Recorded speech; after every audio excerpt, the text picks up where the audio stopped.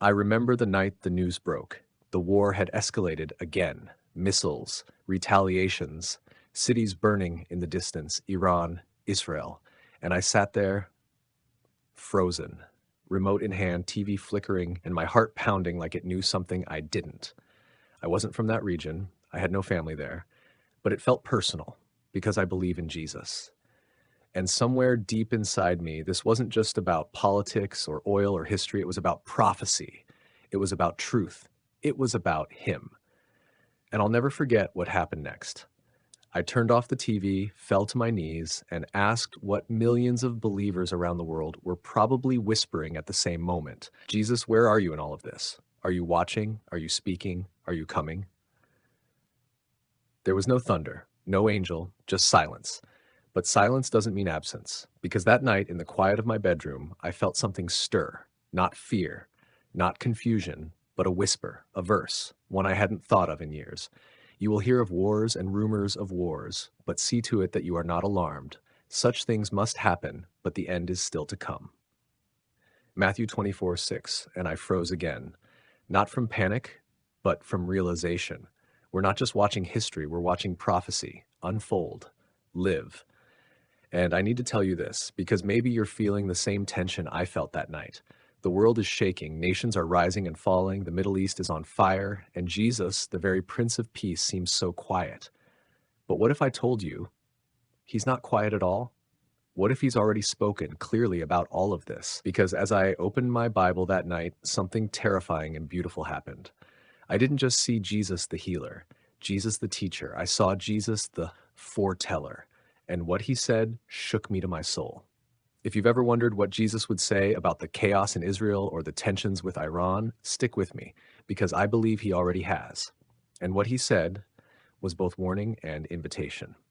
But before we go there, let me take you back to that night 1 year ago, to something that happened just after I turned off the news and just before I opened the Bible, because that moment changed everything.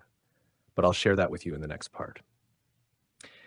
If this message stirs something inside you, if the world feels unstable and your spirit feels alert, hit that subscribe button, because what's coming next could change how you see everything, including what it means to truly follow Jesus in a world at war. That night, after I turned off the news, after that verse echoed through my chest, you will hear of wars and rumors of wars, but see to it that you are not alarmed.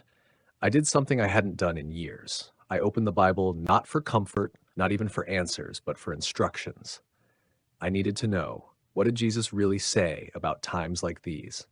Was this just the world falling apart again, or was it something more? And as I flipped through the pages, Matthew 24, Luke 21, Mark 13, I began to realize Jesus didn't just warn us. He prepared us. He said, nation will rise against nation and kingdom against kingdom. There will be famines and earthquakes in various places. All these are the beginning of birth pains. Birth pains. That phrase stopped me, because war isn't just chaos, it's contraction. It's the world groaning, tightening, crying out, not to end, but to give birth. But to what? And as I sat there with my Bible open, I felt something shift in me. Not fear, not doom, but focus. Because Jesus didn't tell us these things to frighten us. He told us to wake us up, to stop scrolling, to stop sleeping, to stop numbing ourselves with distraction, comfort, and fake peace. The real question wasn't, is Iran going to attack again, or will Israel survive?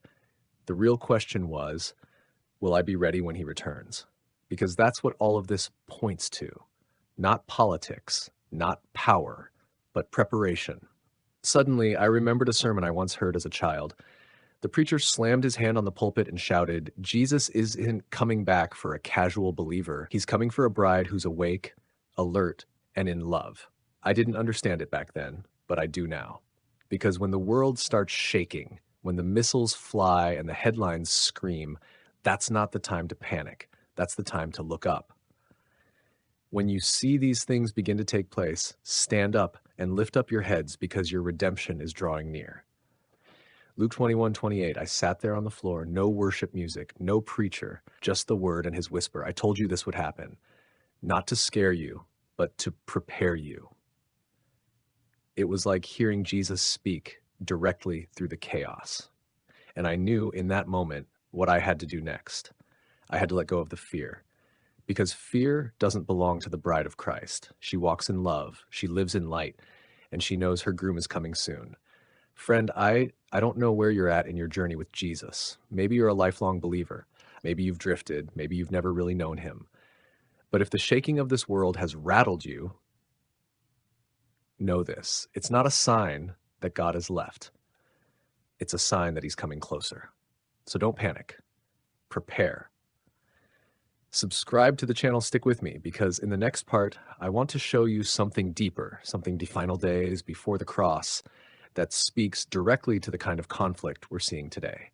And once you see it, you'll never look at war or peace the same way again. I couldn't sleep that night. The world felt loud, louder than ever. Missiles, riots, broken treaties, news anchors asking questions they couldn't answer. But I kept hearing one thing, not from a politician, not from a general, but from a king who spoke not with bombs, but with blood, Jesus. And I remembered something he did just days before the cross.